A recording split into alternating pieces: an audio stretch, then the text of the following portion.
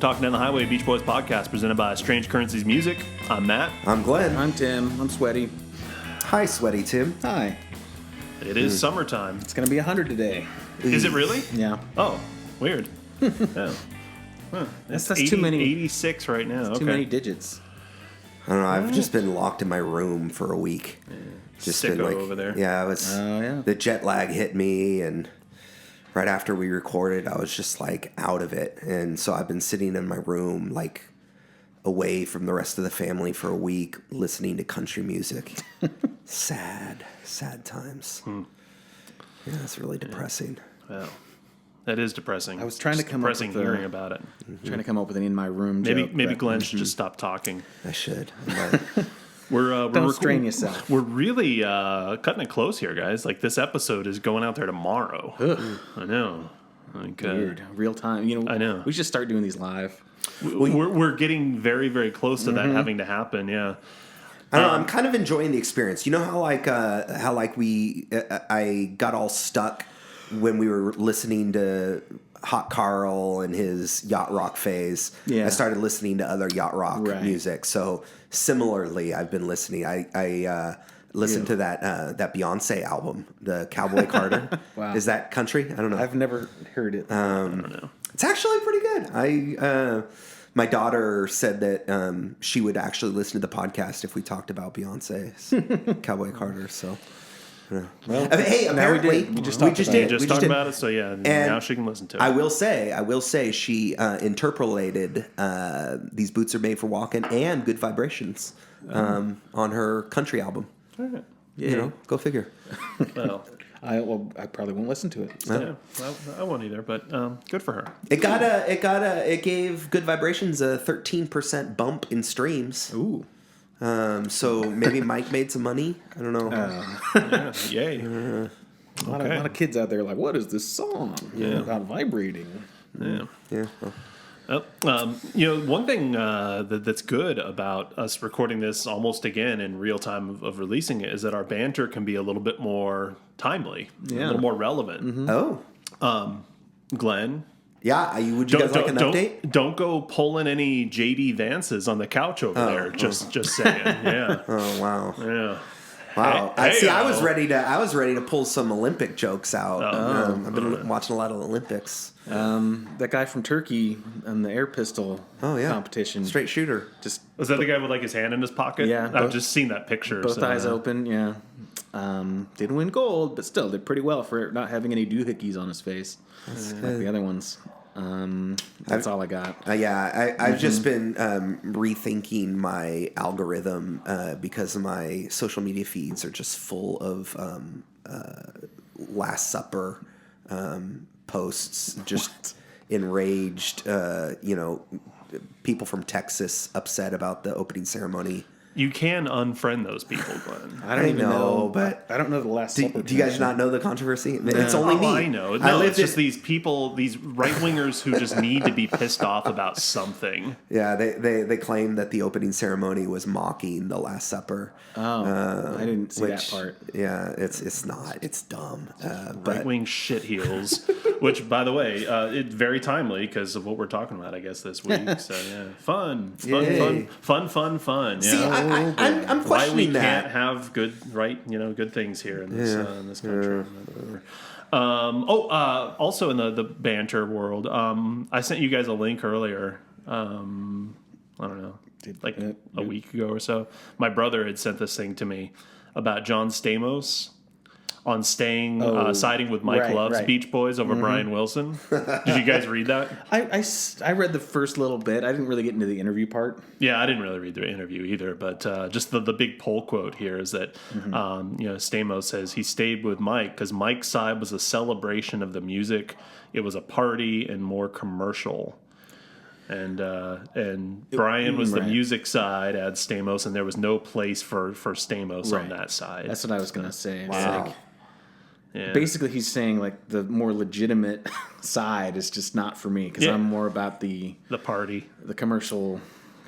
I don't know. Pretty I boy just stopped thing. clicking links Matt texted me after that NASCAR link to that. Well, this was NASCAR before album. that. We'll talk about that in time too. I don't remember that. We'll talk about that in sequence. But anyway, but yeah, my brother sent that to me because my brother, I now know, has listened to at least one episode of the show. Hey, there we go. Only because he's a big Full House guy. He just Like, I don't even know that he knew that I had a cherry-picked this. Beach Boys podcast. Wow. He probably just like, oh, here's the latest, House. going on Full House. There's this podcast about Full House. He's big Full House guy. There Like, are. he goes to all the conventions and everything. And so, Speaking of Full House, guys. Jody, Stephanie did make fun of Cameron Bure online about the whole Last Supper thing. Nice. Yeah, it's Well, good. They tend to chatter, chirp at each other a little bit. It's nice. we made like the Stephanie. right choice there. Yeah, Stephanie. There it is. Yeah. I don't even know who the other person is. that you're talking She's about. quite the dancer. DJ. And DJ, she didn't right. do that really, really awkward shopping cart. routine too. So, Cameron. yeah. Cameron Bure. Is that her name now? I guess. I don't Well, know. it was Candace Candace Cameron. That's right. Bure. Bure. Beret. Like a Beret. French beret? No, Bure. Bure. She's married to the lesser of the Bure hockey player hockey brothers, Valerie Bure. The better was Pavel Bure, Russian hockey players. Yeah, So she's a spy. probably. Well, all the right wingers, they love Russia because That's right. that's the beacon of freedom in this world, right? Yeah. Yep. There's other things we're talking about other than just a Beach Boys album. So let's take a break. We're going to come back and talk about, there's an album, but there's also some other stuff. So we're going to take a break and we'll be right back. All right. Fine.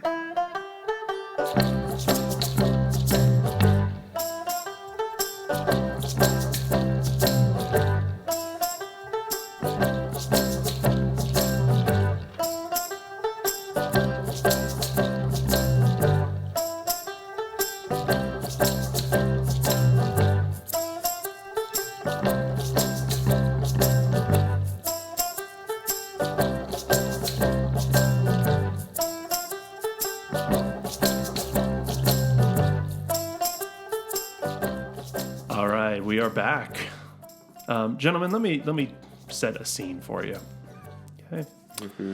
It's sometime in the mid-90s. Mm-hmm. Beach Boys are in a tough spot. As we established in our last episode, their last album sold 1,000 copies. Ouch. Right? They've been playing state fair gigs, but now all of a sudden they've been relegated to even now county fair gigs. Wow. I mean, they were on Baywatch, though. Yeah, well, The thing is, though, amongst those simple country folk that they're encountering at the county fairs, they've learned some things. Mm-hmm. They've learned that country folk, they're wholesome folk. They're good folk. Okay. And apparently they spend their money on things that aren't just overalls and moonshine. They don't spend money on moonshine. Yeah, I know. Well, They buy music. Oh, all right. And country music in the mid-90s is a thing. It's a big, big thing. I guess Okay? so. the bad kind, though. Well, I mean, there are some guys that are really, really making big-time money out there. Garth Yeah. Brooks, Yeah. Clint Bad. Black, Alan Jackson. Like, these are fucking mega stars, right? Yeah. You can't, turn around without hearing a fucking Garth Brooks song in the mid-90s, right? I only know Thunder Rolls, I think, Sounds vaguely familiar. which is actually not bad. Okay. But generally, I prefer Chris Gaines. Okay. Yeah. His stuff was brilliant. Oh, yeah. Yeah. A rocker. Real rocker. Emo, yeah. Anyway, so Mike Love is inspired now. He's like, geez, like this is the path, right? I mean, Summer in Paradise, it didn't sell. We didn't have our finger on the pulse of the people, our finger on the pulse of the market. We've lost touch He realizes with America, and we're America's we're band. America's We band. are, And yeah. what is America? A country. It's It is a country. It and what is is country? A type of music. It is. It is. I And see where you're going. Okay. He wants to grab a slice of that sweet, sweet country pie. And so he decides he's going to embark on the most ambitious Beach Boys project ever. They are going to record chicken fried versions of their own back catalog. Wow. Okay, and they are going to just lend their backing vocals. That's it. To some country, some real shit kickers, right? Okay. Authentic country folk. Wow. Who are going to be lending their talents to the classic Beach Boys hits that we all know and love. Finally. It's a concept album. And this, it's a brilliant concept album. Yeah. This is going to dwarf like 10 Pet Sounds. It is. Wow.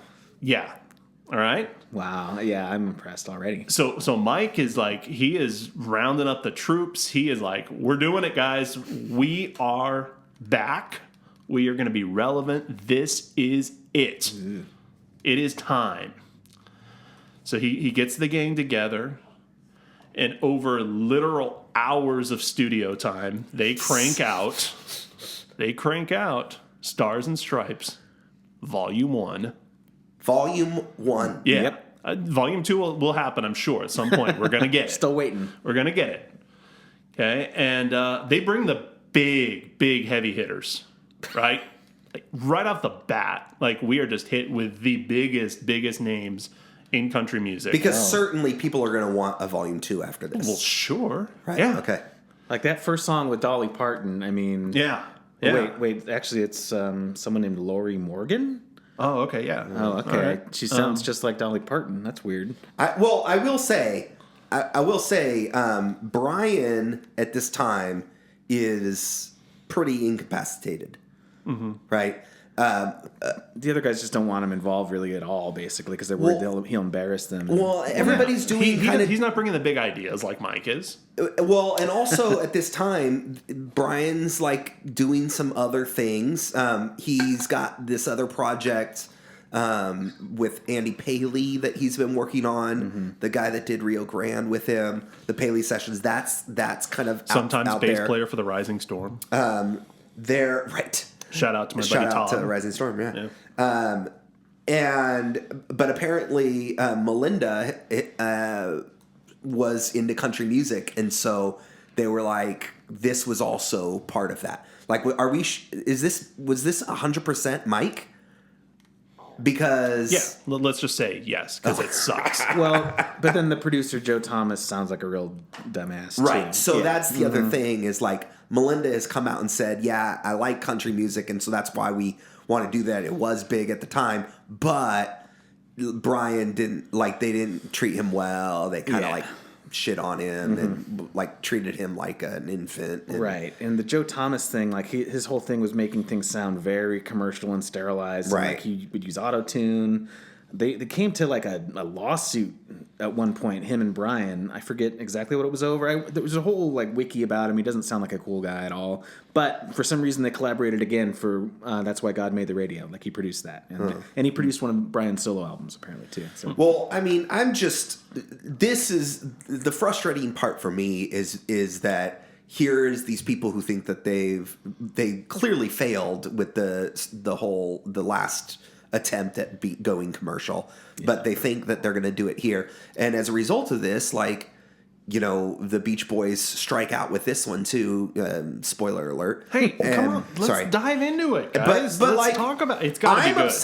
I'm upset because this other side project that Brian's working on just kind of fizzles and doesn't see the light of day because this is such a failure and so terrible. So like, my point is, I want to see the Paley sessions. Of course. Well, how could this have been a failure? It came out on a label called River North Nashville. Wow. I mean, that's big, right? I just want to say one thing before we get into the songs. My note is this fucking thing is only on YouTube as a playlist, so ads play between every fucking song. And I got at one point an ad for like a bluegrass band playing in town. So now YouTube thinks I like this kind of music, essentially, and I don't like that. I have YouTube Premium. So, fancy. Yeah. Wow. Well, this is available on Apple Music. Oh. So I was able to skip to my heart's desire through this one when I could not take certain tracks. Okay, now we already started talking about Don't Worry Baby. Let's get back to talking about it. So Lori Morgan. her. Well, are we going to singing go is track by pretty track good. through this thing? Are we going to take a break? Yeah, No, let's just because go. we've Let's got other dive things in. to talk about, so we Okay, got to take different breaks this time. So I thought she sung it pretty well, but then I realized, wait, that's just because I just think that because she sounds so much like Dolly Parton. She does, yeah. There's a cheesy solo, some kind of it's a guitar pedal steel solo, something like that. It sucks, awful. I actually didn't mind it. I liked Don't Worry Baby. I think my problem is I could tell straight away, just like song selection, which songs would be bearable and which would be terrible. I could see that. Yeah. So like I looked at this at just the track list, like, thinking, okay, Beach Boys are going to do a country album. Which of their songs might lend to, a countrified version or whatever? I thought Don't Worry Baby would be fine. Warmth of the Sun, Caroline No, I thought are good enough songs that they could stand.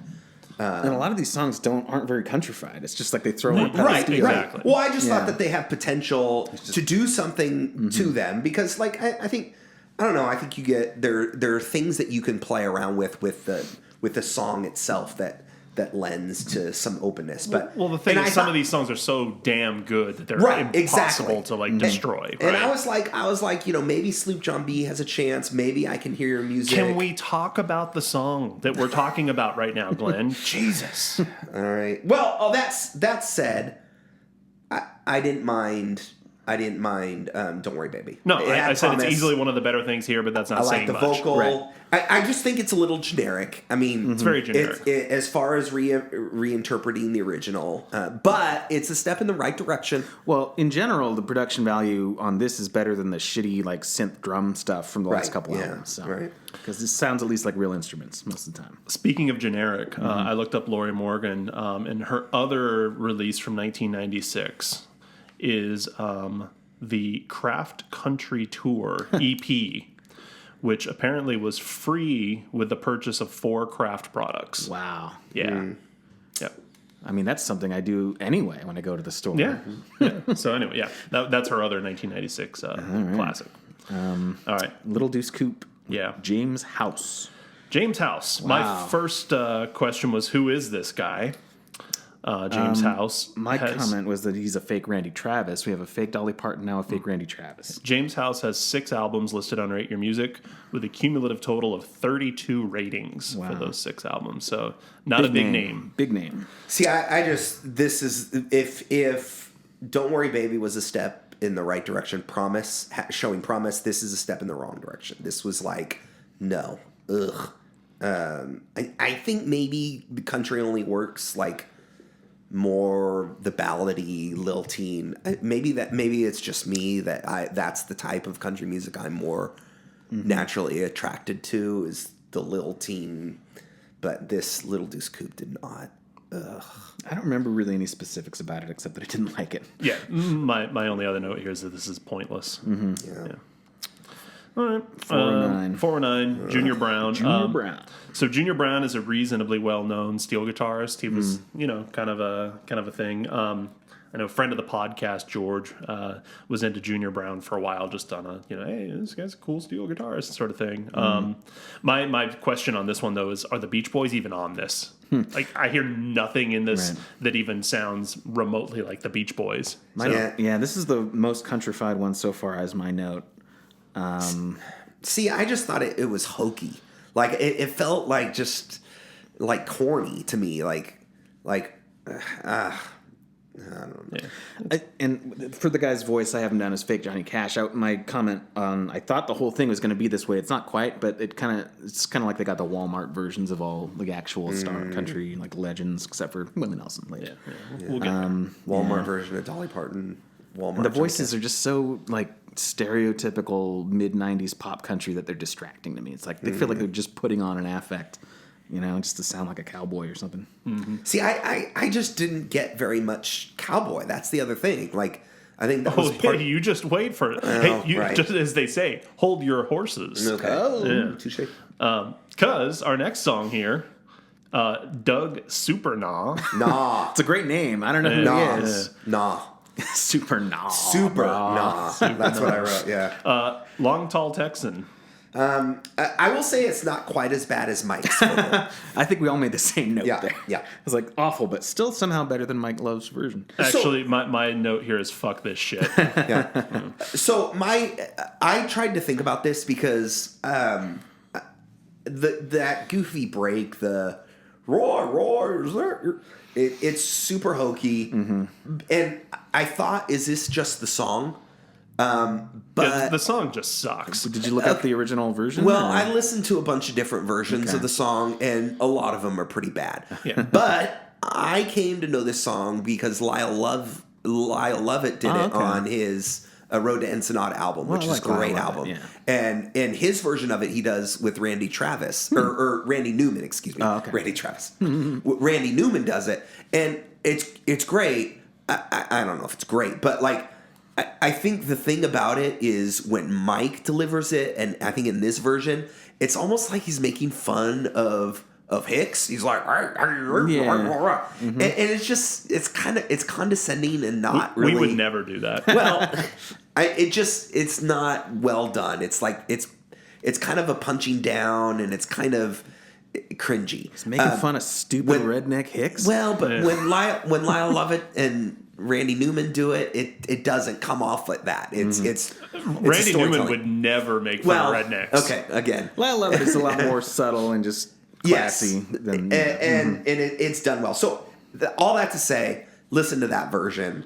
One thing I didn't like about this, I mean, I didn't like anything about it, but you can actually hear Mike Love, his voice on one line of this. Like, he actually takes a line, and it's like, oh, wait, there's Mike. Yeah. All right, next one. I get around with Sawyer Brown, which is actually a band. The singer's name is like Mark Miller or something like that. I got a lot of notes on this one because this is the worst vocal I've ever heard in probably any song ever. Oh. He sounds like Moose from the Archie comics. These are the notes I have. He sounds like Tom Waits doing an impression of Bobcat Goldthwait. And this is a stolen joke from a comedian Hampton Yount, but he sounds like he's making fun of singing as he sings. Wow. That joke was originally directed toward Michael McDonald. Oh, all right. Worst voice I've ever heard. Yeah, I felt like and that was my note is that this is I take it back. The note I put was that this is too close to the original, just with a really, really bad Southern accent on it. Yeah. And it just didn't feel country enough to me. Like, I feel like that's where they dropped the ball. They could have done something. I guess the country electric lead was kind of annoying. But it felt like it could have been transformed a little bit more, not just. Yeah. This whole thing is very half-assed. Yeah, totally. That's nailed it. That's what it is. Yeah. Yeah, they could have done something interesting if they'd gotten real, like, I don't know, hardcore like country session guys and like actual talented singers and stuff, but and a producer who wasn't just trying to crank out something commercial. Right. You guys had way too many notes on this song. I have notes. Yeah, I have notes on all of these. Literally, all I have here is just horse shit. Yeah. That's accurate. Yeah. All right, we'll do one more. This never came out on vinyl or cassette, so there were no sides ever for it, but halfway through with this next one here. Yeah. A classic, Be True to Your School. Toby Keith. Yeah. My note here for this one says, all due respect to the recently departed, but did Toby Keith ever actually go to school? Ouch. So I went on a whole, I don't want to talk too much about Toby Keith, but I went down kind of a rabbit hole on him too, because I was like, okay, I know his music is obnoxious and douchey. Is he a douche? And like going through the Wikipedia, it's like, well, he actually doesn't sound like that bad of a guy. But then you look at other places and most of the criticism is toward his music. And there's a really good sort of teardown if you search on YouTube, Henry Rollins' letter to Toby Keith. So it's this narrated thing with Rollins like sitting at a computer typing out this long letter to Toby Keith about like his music and how he is like elevating the worst habits and like telling people to just like, put in their 40 hours for the man and then go get shit-faced and then be proud of that. Boot up the ass. And, just all this horrible... And I'm really just cashing in on this, on the poor, essentially, and the working man. He's just making a buck off them by, overly appealing to them. And I think I'm on Rollins' side here. I don't know if Toby Keith ever kicked a puppy or anything, but his music is just awful. It's terrible. Yeah. It's like the lowest common denominator. Right. Like, I just think about, again, it's the whole fucking, jingoism, boot up the ass. Like, that stuff really, really ticked me off in real time, undoubtedly. Like, God, he didn't do this song, but the whole stupid, what is it, Alan Jackson, I can't tell the difference between Iraq and Iran. Well, that's the fucking problem. Yeah, no kidding. Like, willful ignorance is why these fucking things happen. Yeah. So, fuck you. Fuck your stupid, simplistic, rah, jingoistic America, bullshit. Fuck you. Yep. And yeah. So, yeah. See, I said again, another note was that they didn't change this song enough to make it sound country. Yeah. I think it's in the original key, which I like. Not the stupid single version. But I just put that the song's just dumb. The song is good. No, it's not. It's dumb. It has the rah sis boom bas that the cheerleaders that well, it's Matt just likes. part of the chorus. Yeah. But it doesn't have the extra the stuff. actual. Well, see, here's my thing. I just think that this subject matter is pretty country. Like, to go with what you guys are talking about, it's that whole, like, good old boy jocks and pickup trucks. Yeah. And he was a jock. I mean, I guess, like, Brian and Al also played football. But, yeah, Toby Keith and was just, a big like, jock. trying to impress the cheerleaders. And it just... See, I got me thinking a lot about song selection for this that kind of doomed some of this. I might... Maybe later I can get your guys' input on what a better, if they had picked different songs, could this have turned differently? I'm sure it could have, but I don't want to put that much thought into it. And personnel. And yeah. Well, yeah. And time into it. I just felt like there were choices. I just felt like Mike Love's involvement. They leaned into that mid-90s, like, cheerleaders and pickups and like that whole thing. And if they had done, I just wasn't made for these times, maybe Long Promised Road, The Night Was So Young would have been some better Beach Boys songs that could have lent themselves to, like a Marty Robbins. Or what about Country Air? Wild Honey could have been. Maybe. The Night Was So Young. I'm sure there's like a million like better. a country love song. Anyways, you're putting too much thought. This thing is put too much trash and it's thought. It is, unsalvageable. yeah. But let's take a break and we'll come back and talk about the second half of boy. this trash. Finally.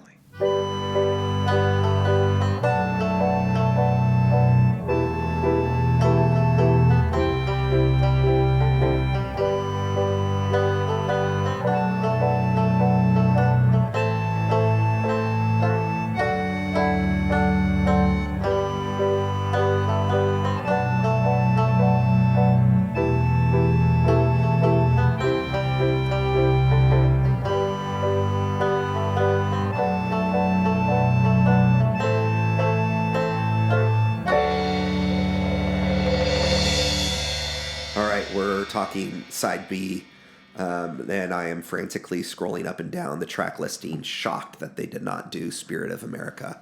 They didn't. It was about a rocket car or something, really. It wasn't necessarily about America. So, what, track 7 now? Yeah. 7 deep, fun. That sounds like country. Sounds like fun. Not fun. Oh. It's not. Cheesy, dumb guitar. Ricky Van Shelton is the singer? See, this is the other thing. Like, he doesn't sound like a country singer. I don't know. They should have experimented with more country instrumentation. Like, they could have had like some mandolins, some more like honky tonk piano, maybe dobro, like. There's a little that bit... stuff would have required thought and effort, and we've already been over this. They put none of that into it. Like I said, this whole thing tallied literal hours of studio time. Yeah. So let's stop relitigating that. I'm just saying, there's potential. We don't have to hate on the prospect of a Beach Boys country album. Is fine, but the execution is bad. The execution is bad. Now, the actual product. Hey, I will sprinkle a little temptation your way. This is a little news break here. Have you heard about Cows in the Pasture? Yeah. So rumor has it that there's potential. This was like a little country album that Brian did in the 70s, like around his peak. Yeah. And they're teasing that it might come out Yeah, later they've been this talking year. about it for a while. So, it's not teased. It's confirmed. Well, It is that's coming what I'm out saying next year. is I don't think we're far off, like dreaming about what a good Beach Boys country album Yeah, could be. absolutely. And when this that was happens, not then no, of course not. Right. And we've already covered that. So let's just get through it, man. Come on. All right, help me, Rhonda. Help me. They went with the RH spelling. Oh yeah. Oh, okay. See, T. Graham Brown. I actually singing this like song. the lead vocal here. That raspy kind of country growl. I think it lends itself to the song. No, I said it sounds like Dollar Tree Bruce Springsteen. Oh, there you go. There you go. There's Okay. another one. Again, Walmart, Bruce Springsteen. Yeah. The honky tonk piano trills doesn't bother me, but it still feels a little too much like straight rock and roll. I wrote basically the arrangement for me is just like, I don't know. It's just shouldn't exist. It's just that like 90s, this isn't really country. Yeah, it's just right. rock. It's country like, rock, It's yeah. hair rock with a Right. twanginess to the vocal. Yeah. Yeah. Yeah. It just shouldn't exist. All right. Hey, here we go. There we go. Track number 9. The you know warp what? song. We end up with a good song and a good singer. And you know what? An actual effort to, what's the word I'm looking for? Interpret a song. And it's almost as if the guy who's involved in this is, what's the word I'm looking for? Talented? An artist. Oh, okay. And you know what? It sounds like it's time for an episode of Heroes and Villains. Oh, all right.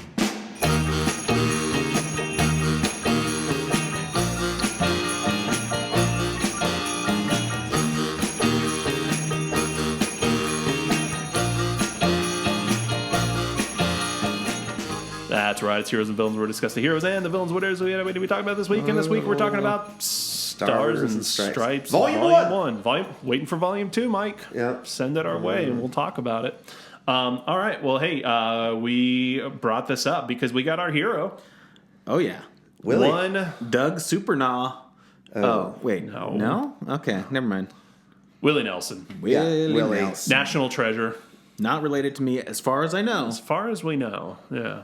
but maybe. Yeah. Willie, reach out. Let us know if you are in fact related to our Tim. No. National treasure. National treasure. Yeah. National fucking treasure. Yeah. You guys fucking awesome. Yes, he's 90 something now. He's still kicking. Maybe 90 exact thereabouts. Yeah, yeah. I saw him in concert. This goes back probably about 15 years now. So he would have been 75-ish. And I remember watching him play guitar. Trigger, of course, is his famous guitar. And I'm sitting there thinking, I wish I hope that when I'm 75 I can play guitar like that. And then I'm like, wait a minute. I wish I could play guitar like that now. Right. I was like my late 20s or whatever. And now, just that voice. Yeah. And it just look, Willie Nelson, An artist. amazing songwriter, right? Yeah. Amazing songwriter. This guy has written some of the most indelible American classic songs ever. But he is also, again, just a great interpreter of song as well, too. The whole Stardust album, kind of introducing that idea of the country interpretation of the Great American Songbook. And he's a treasure. Again, I've said it now 3 times, but I mean it. Yeah. Willie Nelson is a hero. And he is continually in a industry, a corner of the music industry that is notoriously adheres to stupid fucking traditions and backwards thinking and a lot of really just problematic kind of shit. Oh yeah. He and of course Dolly Parton as well too are just leading lights of decency. So Willie Nelson, absolute fucking hero. Willie Nelson and Toby Keith, the heroes. Hey, Wait, sorry. sorry. No, because where there are heroes, of course, there are also villains. And, we've already, gone on a little bit of a rant, I guess, about Toby Keith. And enough said there. Again. Joe Thomas, the producer. Yeah, that guy sounds like a piece of work. And Mike Love, of course, is our eternal villain here. Yeah. So his fingerprints are all over this Now that thing. you mention it, that guy does suck. He does. Yeah. He really does. Yeah, somebody should do something about that. Like, write him a letter and let him know that he sucks. Very stern letter. So that he can maybe, repent and do something about that. And maybe rethink some of his choices. Maybe Henry Rollins is listening. Yeah, Henry. maybe get to the computer and type up a little letter from Mike Maybe Love. he already has. I think he did a whole series of letters. Yeah, Because it was called Letters from Henry or something like that. Mike Love probably doesn't know who you are, Henry. I don't know. Maybe Mike Love is like driving around right now listening to My War, and he's just like fucking, raging. But probably not. Probably not. Yeah. Anyway, all right, good episode. Solid. Yeah. The Warmth of the Sun. Great song. Yeah, great song. Great fucking Willie Nelson. I like Great what you're saying interpretation. about the interpretation of it. I like it. I thought it was interesting. I noticed that the song in its original form is such a singy song. It's very, sort of harmonic and beautiful or whatever. And Willie doesn't really sing like that. He's more of almost a speak singer. Yeah, delivery is He's got that shorter, like kind of halted delivery. So it didn't really feel congruent to me at first, but I like it because it is a little different. My main note is that I'm glad it exists because I like it, I could imagine this version popping up on a movie soundtrack or something and being like, oh, Yeah. well, that's cool. Yeah. The harmonica is great. Like, that's what I'm talking about. Like, leaning more into that. It's an interpretation. It's well done. This is the execution we're talking about. I wish that there were more tracks like this on this album. Yeah. All right. Well, okay. Sloop John. Maybe now they've kicked this thing into a higher higher gear now. Nope. What we get next is Pet Sounds via Pro Tools. Minus the nuance, plus a pedal steel. Sloop John Well, B. the slide guitar at the top is all right, I guess. I don't remember. I wrote this guy's down. name is Colin Ray. I wrote down drinking all night, getting into a fight. That's pretty country. Yeah. That's it. I also there's also a little country fiddle in here, and I wrote, why did it take so long to get some fiddle on this album? But here it's pretty background. Could have used more. This is the first time I noticed auto-tune because it's like pronounced in one part of it. There's like a backup kind of I don't remember what the guy even says, but like there's like a backup singer kind of pops out at one point with this kind of like warbly auto-tune sound. Apparently this producer does that. I don't know, he probably was doing it earlier on the album, but I definitely noticed it here. And that's my only note. I also noted, I don't think I ever noted the lyrics of Sloop John B before, but I also wrote down, threw in my grits and ate up my corn. That sounds pretty country. I never... Took and he ate up all of my corn. Yeah, before cooked, copped a fit or whatever. Threw away all my grits, Anyways. Yeah, grits, that's true. Anyway, it sucks. Pro Tools, it's... Sorry, I'm replying to a text about drum backlining for a show that we're all playing here pretty soon. Did you ask them if they have an more electronic kit that we interesting could than use? this album. Yeah, I'm kit. actually I'm saying we're gonna play an electronic kit With real on the cymbals. beach with no amplification and real cymbals, and that John Stamos is gonna zip line in and play. Awesome. Well, since Matt is not moving this along, I'm going to move Oh, no. along. I do have one note on the Sloop John B. I hate this with every fiber of my being. There you go. Yeah. Okay, yeah. All right, I will move us along with a question, actually, for you guys. Gentlemen, tell me the name of your favorite vegetable. Ooh. Tricoli. Troccoli. Troccoli? Yeah. Oh, dear. Yeah, I can hear music with Kathy Trocoli or Tricoli. My phone did autocorrect it to broccoli. That's literally the only note I have on Yeah. the song. Yeah. I don't know who this lady is. I could hear more auto-tune here a little bit. The opening guitar riff sounds like the summer of '69. So- The lead vocal didn't bother me terribly. There was a little bit of an annoying lilt to it, but whatever. Yeah, whatever's the right thing to say about it. The final track is Caroline No with Timothy B. Schmidt.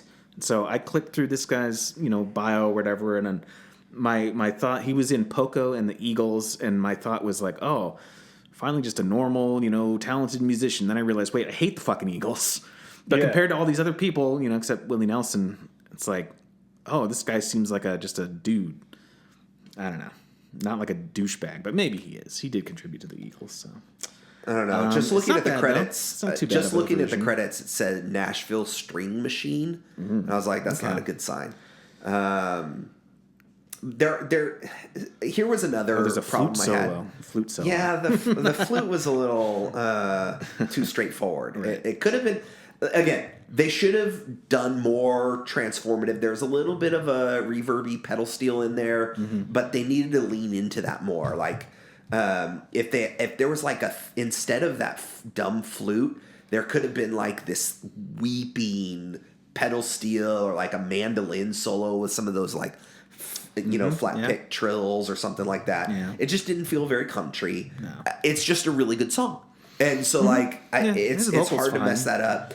The strings, there's a little bit of violin on there. They credit it as fiddle, but it's really just some violin. Yeah. Like, again, fiddle, violin, it's the same instrument, it's just how you play it. That's the problem. They didn't play it like a country fiddle. There wasn't very much of that on this album.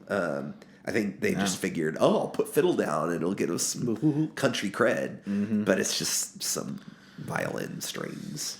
Yeah. I just said, how is this country? This song is way too good to totally mess up. Right. And the They Might Be Giants version of the song is much better. Oh, I've never heard that. And the Beach Boys version is obviously infinitely better. I got to look up the TMBG one. Yeah. All right. So it's time great to album. rate this piece of shit. I mean, there are some redemptive elements here. Well, no, there aren't. No, there's not. There's nothing redemptive. Well, Willie Nelson, but I will listen to the Willie Nelson. I might Don't Worry Baby might make it on some random playlist if I want to shuffle something in. But there's not much on here that's... I mean, the 2 points it gains from ground zero, Yeah. at the bottom, are real instruments and Willie Nelson. Yeah. But I don't know if each one of those steps is half a point or whatever. So I'd probably give it a Manson. Yeah, it's a Manson. See, I give it a Stamos just because, like, I appreciate the... yeah, maybe not. Maybe It's a Manson. It's a Manson. It's fucking terrible. I just want Cows in the Pasture to come out. Well, I want an actual, sometimes thought into this, a good country album. I'm curious from if that's going to Brian. end up being a actual reworking of recordings they did in the past, or if it's going to be like current day. no, it's supposed to be archival. It's supposed to be archival because apparently it was we'll all talk done. about that when and if it happens. All right, Well, let's take a it better break happen. because we've got some other things to talk about. All right. I guess. All right.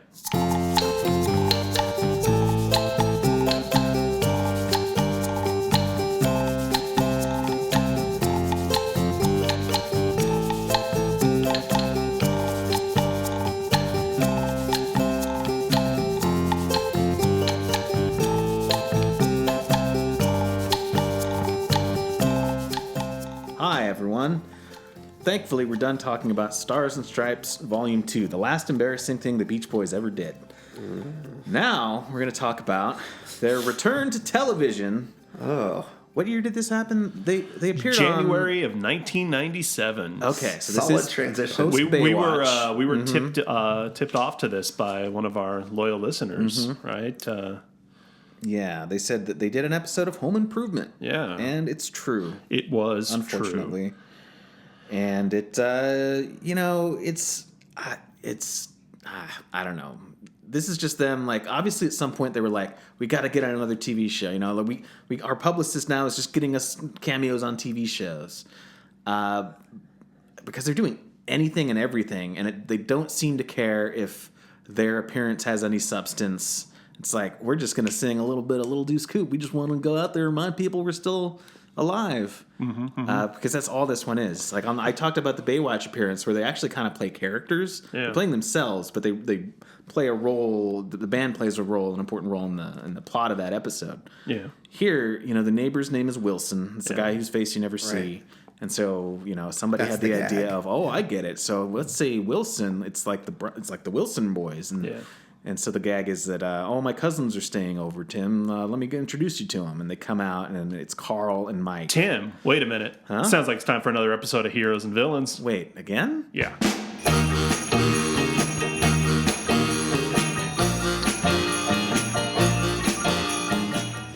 That's right. It's Heroes and Villains yet again, where we discuss the heroes and the villains, whatever it is we happen to be talking about. And right now, we're talking about Home Improvement. Heroes? Jonathan Taylor Thomas? I don't know. Was he the heartthrob one? He was the younger brother. All the girls. He ended up. He's heartthrob, pretty heartthrob. I don't know if he's a decent person or not. I don't know either. There was the youngest brother who he went all goth at some point. I don't remember it. Yeah. Were there 3 brothers? Yeah. I Totally. don't Yeah. Oh, Pamela Anderson was on Home Improvement. Maybe that's the connection here. Okay. Maybe she from Baywatch. and she was still on Baywatch at that point. Not as prominent of a character, but anyway. Okay. 6 degrees of I don't know. Yeah, Thank God I it's don't really Friday. know of any heroes, but villains. Tim Allen. Tim Allen. Mm-hmm. Tim Allen. Why? I don't even know anymore. One of the things you always hear about him is that he was like a snitch. Oh, of course. He was involved in like this, like it was like a coke smuggling or something, right? And he snitched a bunch of people off, and like got a reduced sentence for it, and whatever. Sent all his buddies to jail. But he has also been accused by several women of sexual harassment and like flashing them on set. So that's a thing.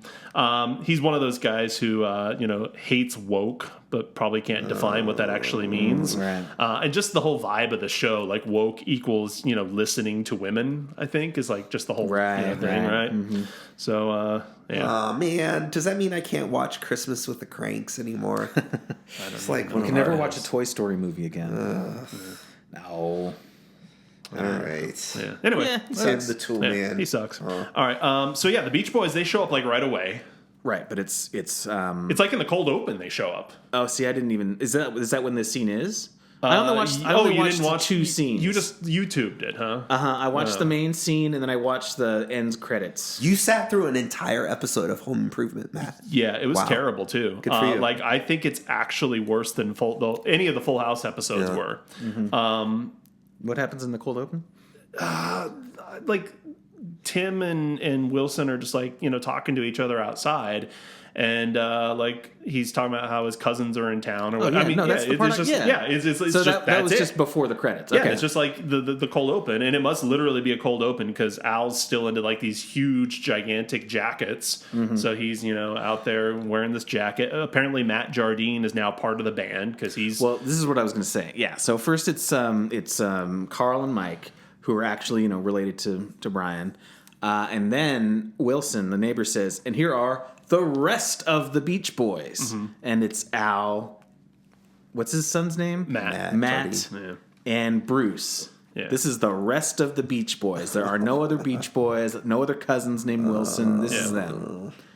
Yeah. Which, Yeah. Yep. that's bad. I don't like that. Let's see. What else do I have? So they sing. No, they sing. Well, there's a whole gag about Tim saying, "Sing one of your Barbara car songs. I love your car songs. Sing Little Old Lady from Pasadena." They're like, that's Jan and Dean. Yeah. Oh, what about GTO? That's not us. Yeah. And he names a couple others, and he's like, well, the only other one I know is Little Deuce Coupe, but I know that wasn't you guys. And actually, it was. And they sing some of that. Oh, funny. Yeah, this show's terribly unfunny. Mm-hmm. Let's see. The picture quality's horrible. That was on Disney Plus. It's bad. Like I said, worse than Full House probably. Mike makes some really weird hand motions, both while he was talking and certainly while he was singing. They sing Barbara Ann. Why does everybody love Barbara Ann so much? That's what like it that is in the is end such credits. a lesser song. But that, people on know it. Full House and on Home Improvement, they got to sing Barbara Ann. Yeah. I also have a note. God, Al's forehead is huge. Even when he's standing next to Bruce, his forehead is just freaking massive. Anyway, that's all the notes I had on it. But Yeah, pretty dumb. I don't know. yeah, it was unremarkable. But I think that probably ends our Beach Boys TV appearances from the 90s. From the 90s? I assume they went on and did more every decade since then. They probably appeared on House MD. Grey's Anatomy. I know they were on QVC, but Okay. They probably appeared on all the hospital dramas because, like they're so old, they're just in the hospital. Oh my gosh, it's Bruce Johnston. He needs appendix surgery or something. I have to write in an episode with Urkel, Steve Urkel. Oh, yeah. Yes. The Mike Love, Steve Urkel crossover. Right. Mike Love's trying to teach Urkel how to be cool. Yeah, that's it. That's it. Mm-hmm. Yeah. How to get the ladies. Yeah. All right, so that's done. What are we talking about done. now? All right, now another little fantastic thing that we came across this week. I've known about its existence for a little while, but I was just kind of, perusing as I do, and was reminded that this fits in neatly here on the timeline. Yeah. The classic 1998 album. It is specifically, it's not a Beach Boys release. It is called Mike Love, Bruce Johnston, and David Marks, who's back into the fold. Wow, for some reason. Of the Beach Boys. Okay, that's the artist. Mike Love, Bruce Johnston, and David Marks of the Beach Boys. And the album is called Salute NASCAR. Wow. Released in February of 1998. Wow. But was it published by 76, like the gas company? I believe so. Because the whole intro is them talking about, I always fill up my tank with 76. Yeah. And they fill up NASCAR. And Bruce is a big fan of NASCAR, he gasoline. says. Oh, yeah. Yeah. This is amazing. It is a fantastic period piece that just like screams 1991, and yet it came out in 1998. That album cover. Man. Oh, wait a minute. It sounds like it's time for an episode of Sound and Vision.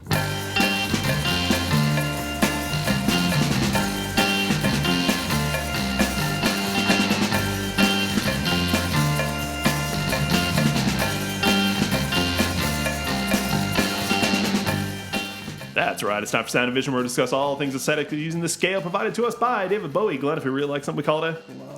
That's right. David Bowie's masterpiece. Tim, if we don't like something, we call it a... Never let me down. Although we might have to now start calling it a Salute NASCAR. I don't know. We'll see. And if we like on it, comfortable middle ground, Let's Dance, David Bowie's okayest album. All right, let's actually rewind here a minute, because we did make the error of not talking about album art when we discussed Stars and Stripes Volume 1. I mean, I don't mind the cover album of Stars and Stripes. Is it like a barn door? Yeah, it's like a kind of thing? It's like a barn door, but like framed with wood. Yeah. The Stars and Stripes font is dumb, but it kind of has like a Western gold foil kind of old timey to it, but it's fine. It's not offensive. It looks like the front of a menu of a restaurant that my grandma would have been really excited to take me to. I can see that. So for that, I'll be willing to give it a Let's Dance. Yeah, Let's Dance. Sure. Yeah. Huh. Yeah, they could. The Stars and Stripes font is a very Revolutionary War. They could have done worse. If you had asked me completely, on its own, I'd be probably inclined to be like, yeah, that's kind of a Never Let Me Down. But right now on my screen here, I'm looking at this other thing, and it's like, there are real Never Let Me Downs out there. Yeah. And Stars and Stripes. Stars and Stripes is not it. It's not necessarily one, because there are real ones out there, people. Oh my gosh, this NASCAR album cover is atrocious. Right. This is Never Let Me Down. Like, this is as bad as they could have been for Stars and Stripes, but they went with like something that was just kind of whatever. And this is like almost like they tried to make it look bad. It's really bad. Mike's got that stupid NASCAR jacket on. And do you think he still wears that? Sure, totally. And the font on the Beach Boys, yeah, it looks like VeggieTales, the VeggieTales font. I was thinking like Kids Cuisine, those microwave meals. Oh God, yeah, it's bad. Oh look, Mike's holding the headstock of a guitar. making it seem like he knows how to play a guitar. David Marks, like, it's just so weird that he's involved in this. Right. He looks like he was photoshopped in from a different album cover, too. Yeah. Bruce, are his eyes closed? I don't know. Maybe it's just a low-res JPEG. He looks like a cruise director or something, like he's on a boat. Yeah. Now, I'm looking at the Special Collector's Edition. Oh! I don't know if they're all the Special Collector's Edition. I don't know. I'm just looking at the one that's on YouTube. Is it a gatefold? Yeah. No, it didn't come out on vinyl. Okay. It was a CD and cassette. Gentlemen, I think we're looking at a low here. Oh. Yeah. Yeah. It's so it's bad. Beautiful. Yeah, that's hideous. Never let me down. Yeah, that's one of the worst things I've ever seen. All right. Tim, are you in agreement there? Or? Yeah. Okay. All right, so this album, it is rated 1.01 on Rate Your Music. That is one tick lower than Summer in Paradise, which was a 1.02. The NASCAR album? Yeah. I don't feel like... Did you guys listen to it? See, again, no. I didn't feel like in good faith that I've truly listened to it. Not like I've forced myself, but like on first note, like just skimming through them, it's just a re-recording of their car songs, right? Yeah, pretty much. Yeah. And some that aren't even theirs. There's a little GTO and little old lady from Pasadena. So there's that. It's all like MIDI Nightmare production. It opens with this great spoken word thing from Mike. It's just like, why does it exist? One of the rumors out there is that part of the reason why this exists, or why Mike sued Brian, was to be able to actually release this. No. Which was given away with purchase of a certain amount of fuel at 76 stations. No. It's so perfectly Mike Love. This is his masterpiece, which if Brian had pet sounds, Mike has petrol sounds, I guess. Wow. So, yeah. Wow. So this that totally tracks. My favorite comment on the YouTube, because you have to go to YouTube to hear it. My favorite comment was, "Don't fuck with the Formula One." See, that totally tracks. That Mike is like, I want to put out this NASCAR album, but I can't get rights to the songs unless my name's on them, so I'm going to sue my cousin. Wow. Yeah, but I don't know. I don't know if any of these were actually the lawsuit songs or not. But it tracks though. What's the it track feels like. I remember some of them. Oh man, I don't know. I don't care. Fun strikes me as maybe so it was one bad. of them. I don't know. Chug-a-lug, I know was one. It totally sounds like this album, even like the advertisement, like the jingle, him talking over it. It sounds like they recorded this to play at the gas station on the pumps while your pump is going. You know how they have these little like television ads? It sounds like that's what they did this for. It's so good. So they could put it on a loop. Love it. Yeah, love it. No, it's so bad. It's great. No, it's great that it exists just because it's another thing we can make fun of. Yeah. So basically, all it's good for is the YouTube comments. Yeah, don't fuck with the Formula One. Yeah. All right. Well, yeah, we're not going to do a track by track on this thing. No. All right, let's take one last break and we'll come back to wrap it up.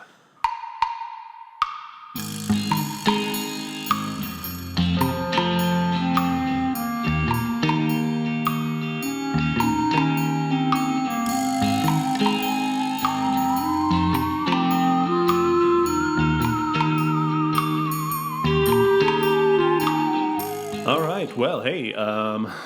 So depressing. Like, I came in here thinking we're just going to talk country music, and then you threw this NASCAR thing at me. I'm so angry right now.